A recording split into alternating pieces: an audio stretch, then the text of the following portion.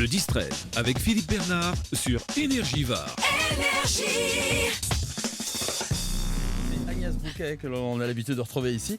Elle reçoit, mais on va redevenir sérieuse, bien sûr, à l'occasion de la sortie du livre L'avocat était une femme, le procès de leur vie. Elle reçoit Julia Minkowski et Lisa Vignoli. Agnès, bonjour. Bonjour. Très heureux de te retrouver. On peut se rapprocher un petit peu du micro, peut-être? Bien sûr. Voilà. Je sais que c'est les vacances, qu'on n'a pas envie de bosser, mais t'es partout. Hein. Oui, mais Ouais. le travail est du plaisir dans le cas Absolument, absolument. Alors, tu nous présentes un petit peu tes invités, ce livre que l'on voit partout, dans toutes les émissions, ça cartonne en ce moment. Ça cartonne en ce moment. Alors mes invités sont belles, intelligentes bien sûr, et surtout amoureuses de Saint-Tropez, je le précise pour nos auditeurs. L'une est tropézienne quasiment, puisque sa famille est installée ici depuis des années. Son arrière-grand-père était capitaine de ville. Alors, très bien, vous nous en parlez un petit peu en détail, comment est né. Je te laisse guider Alors l'émission voilà, donc maintenant. effectivement, on va vous expliquer comment est né ce livre, puisque donc Julia est avocate. Ça fait 15 ans qu'elle travaille dans un des plus gros cabinets français, le cabinet Temim.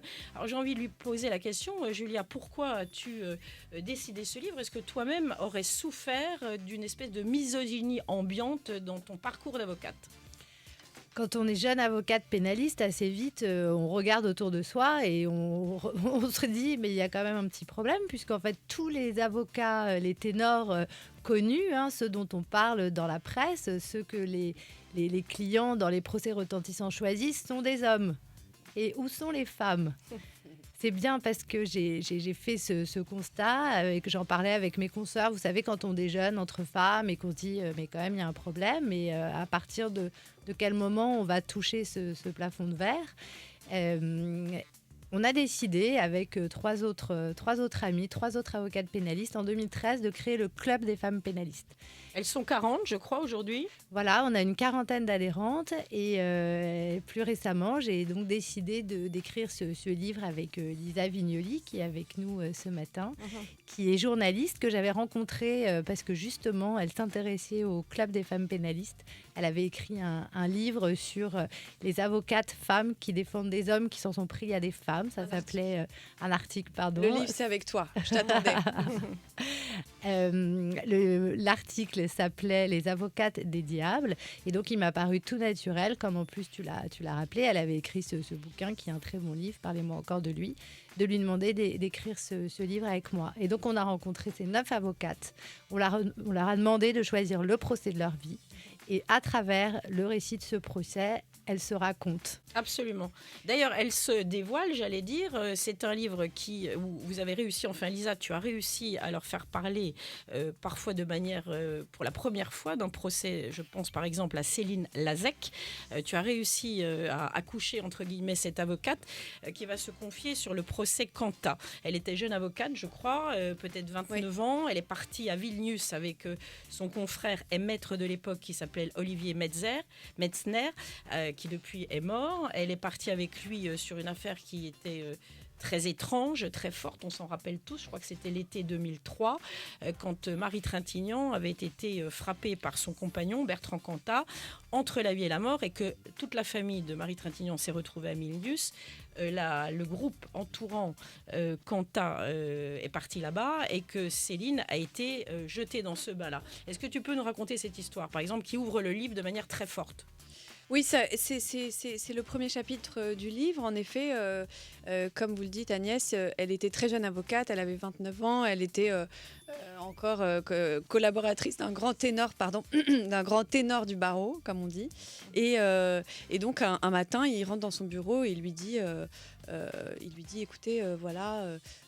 Alors, Bertrand Cantat, comme vous le savez, c'est le chanteur de Noir Désir. Et il rentre dans son bureau et lui dit, écoutez, Céline, il y a quelque chose là. J'ai reçu un appel. C'est un chanteur du genre de Joe Stark, mais c'est pas complètement lui, mais c'est un peu pareil. Donc, ça permet de sourire un petit peu dans ce chapitre qui est un petit peu tragique. Et il lui dit, ça se passe en Lituanie et vous venez avec moi. Et donc, tout d'un coup, elle part et elle se retrouve au milieu de cette affaire qui va devenir hautement médiatisée dans un pays où le droit est différent de celui du droit français. Et dans un pays où on ne sait pas qui est Bertrand Cantat et encore moins Marie Trintignant. Non, dans un pays où on ne sait pas ça, où d'ailleurs les gens trouvent que vraiment il y a énormément de presse, de journalistes, ils ne comprennent pas les hôtels, les deux familles, parce qu'en fait la famille de Marie Trintignant était là, mais la famille de Quentin aussi. Donc à Vilnius, il y a une grande rue comme ça, et puis d'un côté il y a un hôtel et de l'autre il y a un hôtel, et les deux hôtels sont occupés en quelque sorte par les deux camps, je dirais. Et là, vraiment, les Lituaniens se disent, mais ok, qu'est-ce qui se passe en fait, c'est une histoire de violence conjugale, quoi. Ils ne comprennent pas l'engouement pour... Voilà, donc en tous les cas, Céline, c'est son baptême du feu avec un avocat qui est très particulier, qui va évidemment lui enseigner beaucoup de choses. Il se retrouve dans des moments d'intimité inattendus. Et malheureusement, ce premier maître de Céline se donnera la mort quelques mois ou quelques années plus tard. Années plus tard, ce qui est quand même lourd à porter quand on est une jeune femme qui démarre dans le métier. Julia, j'aimerais que tu nous parles de la passion de ton métier. Comment es-tu venue à ce métier-là et qu'est-ce qui te plaît, qu'est-ce qui te touche au-delà de ce combat-là qui est au cœur de ce livre? Moi, je suis devenue avocate pénaliste par le romanesque. La littérature, les films, les pièces de théâtre. J'ai toujours adoré quand il y avait un ressort dramatique lié à des procès. Et j'ai toujours adoré les personnages d'avocates.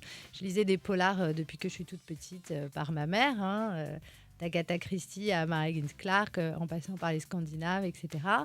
Et j'avais un attrait pour ce métier qui m'était totalement inconnu. Il n'y a pas d'avocat dans ma famille, il n'y a pas d'avocat dans les amis de mes parents, mais ça me faisait complètement rêver. Donc je crois qu'on peut appeler ça une vocation. Alors, L'avocat était une femme est un livre passionnant. Je le conseille pour l'été, puisque c'est un livre qui peut se lire chapitre par chapitre, qui nous replonge dans des affaires dont on a été forcément témoin, qui sont des affaires parfois célèbres. Parfois, le choix des avocates s'est porté sur des affaires non médiatisées.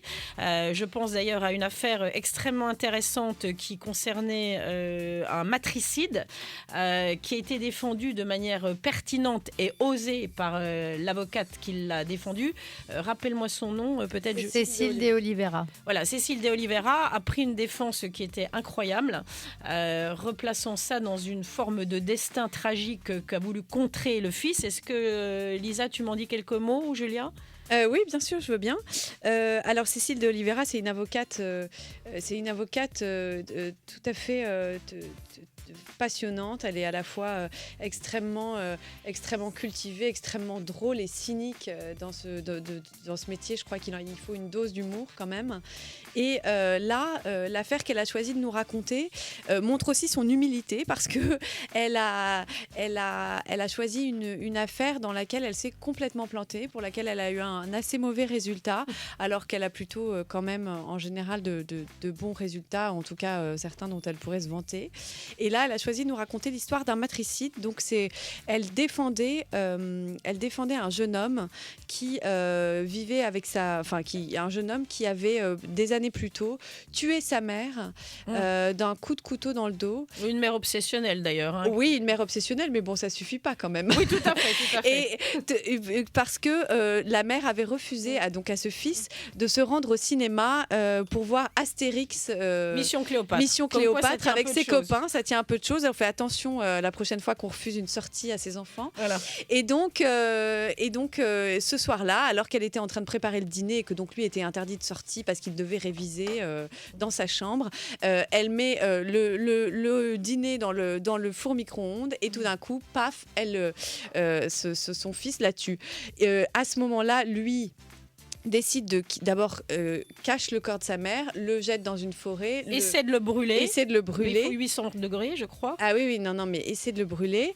Et là, il disparaît. C'est-à-dire que le père et l'autre frère, qui n'étaient pas dans la maison à ce moment-là, évidemment, reviennent de Paris dans leur maison et se rendent compte que là, tout le monde a disparu, des choses ont disparu, et ils se disent, mais en fait, ce sont des cambrioleurs et même plus qui les ont enlevés. Et donc, cette ce jeune homme a disparu, il a changé d'identité, il a vécu une autre vie pendant 2 ans. Et puis, il a été retrouvé par hasard lors d'un contrôle dans le sud-ouest, dans un train. Et à ce moment-là, Cécile de Oliveira, il a été arrêté et Cécile de Oliveira devait le défendre.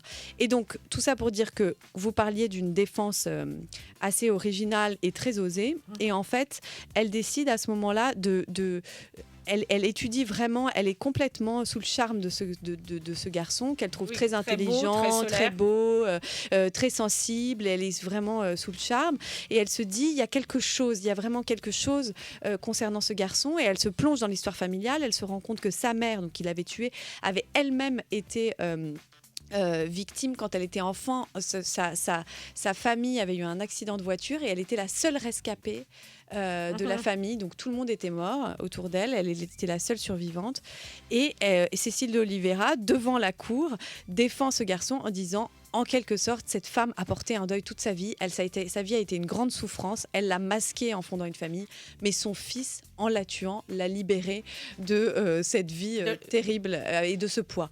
Et donc, évidemment, en fait, devant la cour, ça ne marche pas. Et c'est cette histoire-là qu'elle a voulu nous raconter. C'est ça. Ce qu'elle explique, c'est qu'elle choisit une défense plus large que l'affaire en elle-même. On en appelant quasi divine, en quelque sorte. Oui, exactement. Mythologique à l'histoire féminine. Ça n'a pas séduit la cour. On ne peut pas être gagnant chaque fois. Là, je pense que ce livre, dont l'ambition est de faire connaître et reconnaître les femmes avocates, va inspirer probablement des réalisateurs ou des metteurs en scène à travers les affaires qui sont contenues dans ce livre. Et je voulais me tourner maintenant vers ces dames pour aller vers les festivités de l'été. Justement, est-ce que vous êtes des habitués du Festival de Ramatuelle et quels sont vos projets de spectacle ?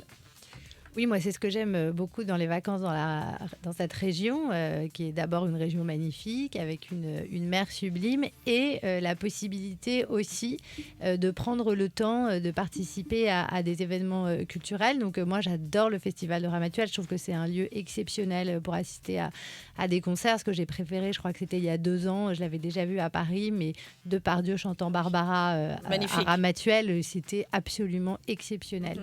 Alors là, j'ai prévu d'aller voir Gad Elmaleh, d'aller écouter Benjamin Biolay et d'aller me régaler de la verve de Fabrice Lucchini à Ramatuelle. Et puis au festival du Château de la Moute, qui est aussi un festival que j'aime beaucoup, les Nuits du Château de la Moute. Vous avez des concerts de piano sur la plage, c'est assez extraordinaire, vraiment privilégié. Et puis les événements qui ont lieu dans le jardin du petit château proprement dit. Et donc là, je vais aller écouter Renaud Capuçon, le violoniste que j'avais vu l'an dernier, qui est vraiment un performeur incroyable. C'est amusant pour un violoniste, mais c'est vraiment le cas. Et là, il a monté un spectacle avec Lucchini, que du coup, je vais entendre 2 fois. Violon et Nietzsche, je crois. Ah, très bien. Lucchini aurait finalement pu être avocat aussi, puisqu'il est un orateur extraordinaire. Lisa, tu vas être également parmi nous pendant cette période ? Un petit peu en pointillé, mais je reviens uniquement justement pour assister notamment au concert de Benjamin Biolay. Et puis, je crois que je vais essayer de venir assister à une conversation de toi, Agnès, avec Sarah Biasini, qui a écrit un livre sur sa mère, Romy Schneider. Alors, tu ne t'es pas autorisée à pleurer, mais on découvre quand même, et tu n'es pas la seule, que le corps parle quand les affaires sont fortes et qu'il y a de nombreux signes de somatisation, comme quoi vous travaillez avec votre cœur, votre âme et probablement votre histoire personnelle. Mesdames, je vous remercie beaucoup. Je le redis, ce livre est passionnant. Il se lit comme une série télé. Merci Agnès. Et on aura plaisir à vous retrouver Place des Lys le 3 août pour les Nocturnes littéraires. À très bientôt. Eh bien, c'est noté. Merci Agnès Bouquet, merci aux invités. Et puis, on vous donne rendez-vous, Agnès, très vite sur cette antenne. Le 10-13 avec Philippe Bernard sur Énergie VAR. Énergie.